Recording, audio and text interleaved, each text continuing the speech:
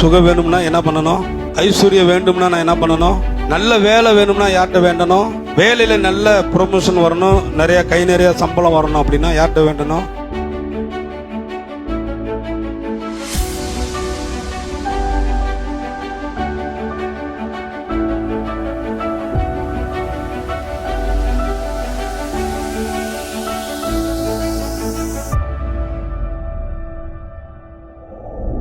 ரெண்டு சாமுவேல் 19ஆம் அதிகாரம் 38வது வசனம் பார்க்கிறோம்.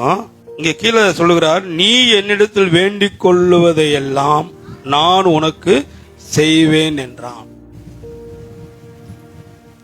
நீ என்னிடத்தில் வேண்டிக் கொள்ளுவதையெல்லாம் நான் உனக்கு செய்வேன். சொல்லுங்க, நான் உனக்கு செய்வேன். ஏதோ செய்வார் ஆண்டவர்? சொல்லுங்க. வேண்டிக் கொள்ளுவதெல்லாம், நீ என்னிடத்தில் வேண்டிக் கொள்ளுவதையெல்லாம் நான் உனக்கு செய்வேன். அப்ப தேவனிடத்துல கேட்காம தேவன் நமக்கு எதையும் செய்ய மாட்டாருங்க. நீதிமான். சொல்லுங்க, நீதிமான். நான் நீதிமான்.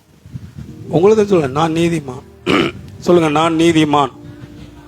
நீதிமானாகிய நான் வேண்டிக் கொள்ளுவதையெல்லாம் விரும்புகிறத எல்லாம் என் தேவன் எனக்கு செய்வார், தருவார். அப்ப வேண்டணும். சுகம் வேணும்னா என்ன பண்ணணும்? வேண்டணும், வேண்டிக் கொள்ளணும். ஐஸ்வர்யம் வேண்டும்னா நான் என்ன பண்ணணும்? தேவனிடத்துல. ஏன்னா சம்பூர்ணமா கொடுக்கிறவர் அவர் தான். அவர்கிட்ட தான் நான் என்ன பண்ணணும்? வேண்டிக் கொள்ளணும். நல்ல வேலை வேணும்னா யார்கிட்ட வேண்டணும்? அவரிடத்துல தான் வேண்டணும். வேலையில நல்ல ப்ரொமோஷன் வரணும், நிறைய கை நிறைய சம்பளம் வரணும் அப்படின்னா யார்கிட்ட வேண்டணும்? அவரிடத்துல தான் வேண்டணும். ஆமே. நீங்க வேண்டிக் கொள்ளுவதையெல்லாம் தேவன் தருவார். நம்ம வாழ்க்கையில சரியான விதங்களில் தேவனை தேடுகிற காரியமும் ஜெபிக்கிற காரியமும் இருக்குமானால் நிச்சயமா சொல்லுகிறேன், உங்களுக்காக எதையும் கர்த்தர் மாற்றுவார். எத்தனை பேர் நம்புறீங்க? மலட்டு கருப்பம் திறக்கப்படும். கட்டி முடிக்க முடியாத வீடை கர்த்தர் கட்டி கொடுப்பாரு. ஆமே. வேலையில வழி வாசல்களை திறப்பாரு. ப்ரமோஷன் உண்டாகும்.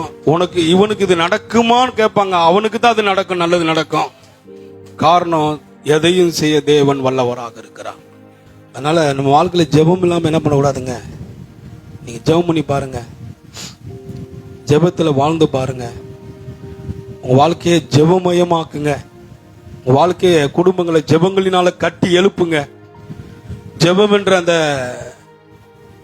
கப்பலுக்குள்ள என்ன பண்ணுங்க? ஜெபம் என்ற அந்த பேழைக்குள்ள இருங்க.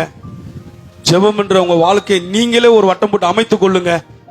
நான் சொல்லுகிறேன், உங்களுடைய முன்னிலைமை காட்டிலும் ஜெபத்துக்கு பின்னாடி உங்க வாழ்க்கை மிகவும் ஆசீர்வாதமாக இருக்கும்.